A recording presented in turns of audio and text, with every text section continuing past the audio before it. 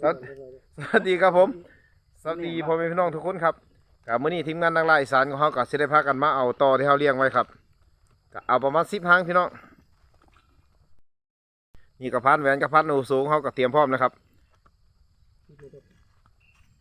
ก็เอาบัวลายครับพี่น้องเอาประมาณ10 หางนี่แหละมื้อนี้เพราะว่ามันหางมันยังบ่ใหญ่ก็มีครับทีมงานเขากำลังเตรียมชุดใส่ชุดใส่หยังครับเ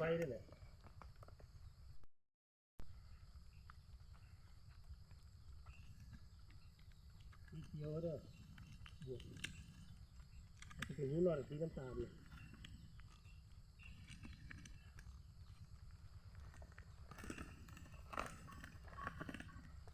พูดสิบอยู่ท่านบอกพูดไม่เข่าหาโมเดลได้เลยได้นั่นคนยังไงฮะเจวิกนะนี่เด้เขาจิจกเอาเบิดเลยบ่พันเป่าหรือว่าเขาจงไว้นำครับจงไว้ห้างน้อยเอาแต่ห้างใหญ่ซะก่อนอ๋อครับมันน้อยงานเขาก็พร้อมนะครับเขาก็ใส่ขาตั้งกล้องรุ่นใหม่พี่น้องพร้อมแล้วครับเขาผลิตเอาเองครับขาตั้งกล้องรุ่นนี้นะไปนั่นเกินเลย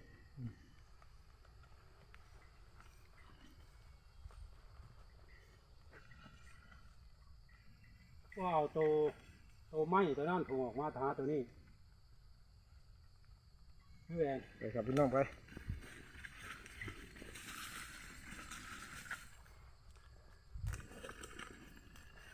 พี่น้องหายใจอยากออกครับ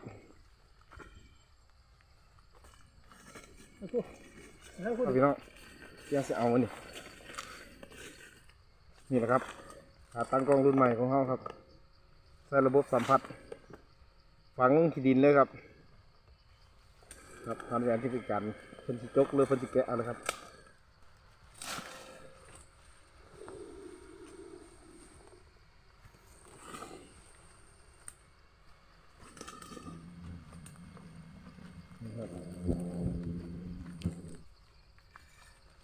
ครับพี่น้องอันนี้ก็คือหางที่3ของเขาครับเอาโทรศัพท์จะได้จ้ะพี่ถึงเลขนี่หางที่3ของเขาครับพี่น้อง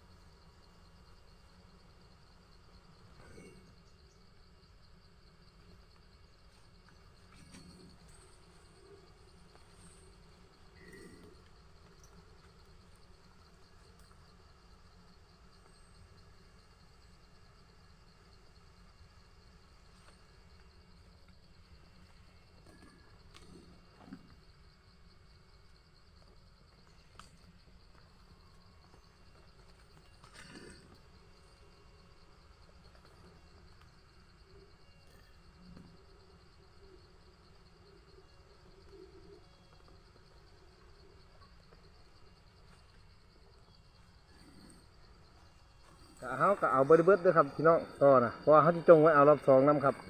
ก็เอาประมาณครึ่งนึงครับหรือว่า2-3 ถาดครับแต่ละห้างนะพอรอบ2เขาจะได้กินอีกครับเขาจะได้เอาอีกประมาณอีก20 มื้อครับ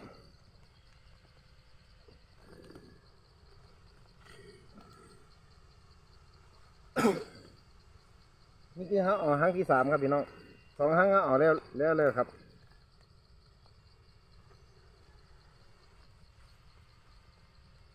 เรียบร้อยพี่น้อง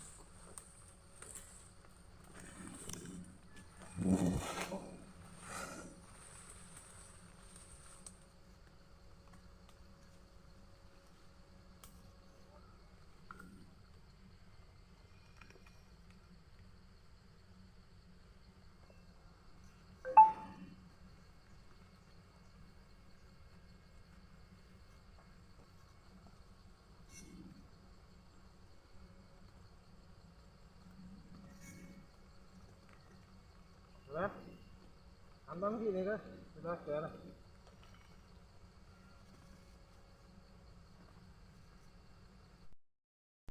ก็เขาก็พักสักก่อนครับพี่น้องหากะเอาได้6 ครั้งครับมันห้อนขนาดพี่น้องหาก็ได้เท่านี้แหละครับ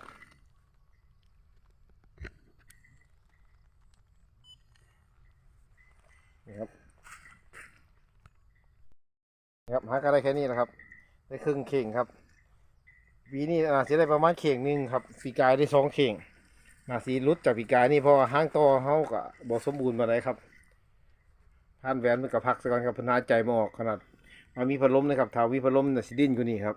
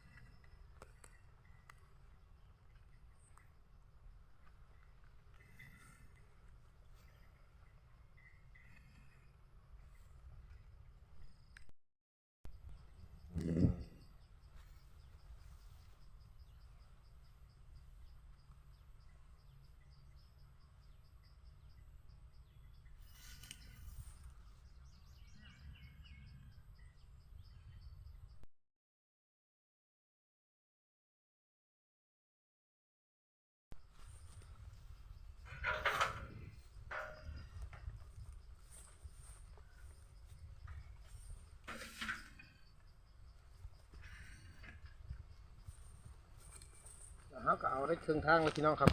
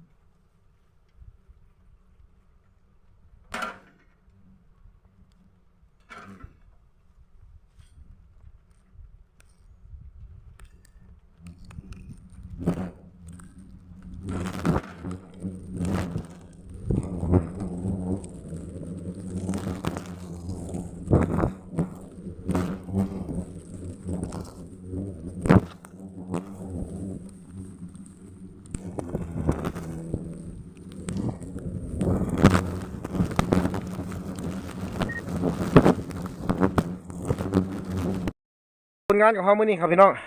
โอ้ก็ได้กระตาหนึ่งครับแต่บ่อยากเต็มคักวันนะครับสำหรับปีนี้กระลุบครับปีกายนี้ได้2 ตะกร้ากระตาใหญ่ตัวนี้ครับแต่ว่าปีนี้ได้กระตาเดียวตะกร้าเดียวเพราะว่าหางโตไม่ค่อยสมบูรณ์ปานใดครับปีนี้คือปีที่แล้วครับปีที่แล้วเขาได้หลายอีหลีครับเขาก็สิมาแบ่งกันแล้วครับพี่น้องมื้อนี้3 หุ้นครับพี่น้องนักล่าอีสานเหนือของเขาก็ได้กะทีมงานของเขากะ